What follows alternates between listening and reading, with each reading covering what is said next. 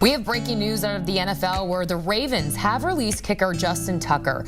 The news comes just a few months after he was accused of sexual misconduct at multiple Baltimore area spas, prompting the NFL to start an investigation that remains ongoing. Now, Tucker is the NFL's all-time leader in field goal percentage and holds a record for the longest kick in NFL history at 66 yards. He's also the Ravens' all-time leading scorer.